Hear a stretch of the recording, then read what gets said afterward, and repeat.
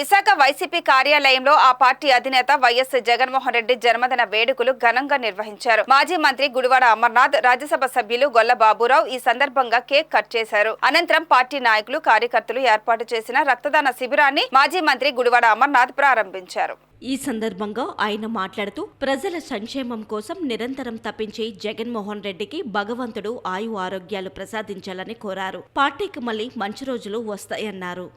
జన్మదినోత్సవ సందర్భంగా ఈరోజు విశాఖపట్నం జిల్లా పార్టీ కార్యాలయంలో, అలాగే విశాఖపట్నం జిల్లా వ్యాప్తంగా అన్ని డివిజన్స్లో, అన్ని పంచాయతీల్లో కూడా పెద్ద ఎత్తున వారి జన్మదినోత్సవ కార్యక్రమంతో పాటు పెద్ద ఎత్తున సేవా కార్యక్రమాలు కూడా నిర్వహిస్తూ ఉన్నటువంటి సందర్భంలో ఈరోజు జిల్లా పార్టీ కార్యాలయంలో రక్తదాన శిబిరాన్ని కూడా ఏర్పాటు చేసి వారి జన్మదినోత్సవ సందర్భంగా పెద్ద ఎత్తున ఈ సేవా కార్యక్రమాలు, ప్రజలకి ఉపయోగపడేటువంటి కార్యక్రమాలు నిర్వహించాలని చెప్పి పార్టీ నిర్ణయం తీసుకోవడం, దేశవ్యాప్తంగా జగన్మోహన్ రెడ్డి గారి అభిమానులు, ప్రపంచంలో ఉన్నటువంటి దేశాల్లో ఉన్నటువంటి తెలుగువారు, ముఖ్యంగా జగన్మోహన్ రెడ్డి గారిని అభిమానించేటువంటి ప్రతి ఒక్కరు కూడా ఈరోజు ఒక పండుగ వాతావరణంలో ఈ కార్యక్రమాన్ని జరుపుకుంటున్నటువంటి సందర్భంలో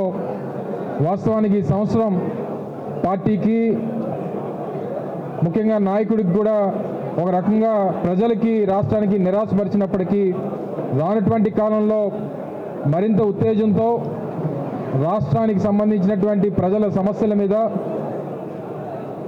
రాష్ట్ర అభివృద్ధికి సంబంధించి ఇప్పుడున్నటువంటి ప్రభుత్వం చేస్తున్నటువంటి నష్టాన్ని ఎదుర్కొనేటువంటి విధంగా రానటువంటి కాలంలో ప్రజల పక్షాన పోరాడేటువంటి కార్యక్రమంలో జగన్మోహన్ రెడ్డి గారికి ఆ దేవుడు అష్టైశ్వర్యాలు, ఆరోగ్యాలు ప్రసాదించాలని పోరాట స్ఫూర్తి ఏ రకంగా ఈరోజు రాష్ట్రంలో ప్రజలకి నింపినటువంటి సందర్భాలు మనం అనేక సందర్భాల్లో చూసాం.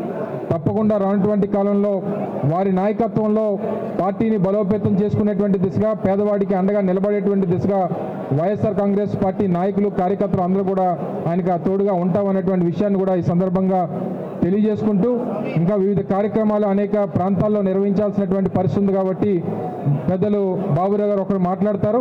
తర్వాత కేక్ కటింగ్ చేసి రక్తదాన శిబిరాన్ని ప్రారంభించేటువంటి కార్యక్రమం చేయబోతాము. Thank you.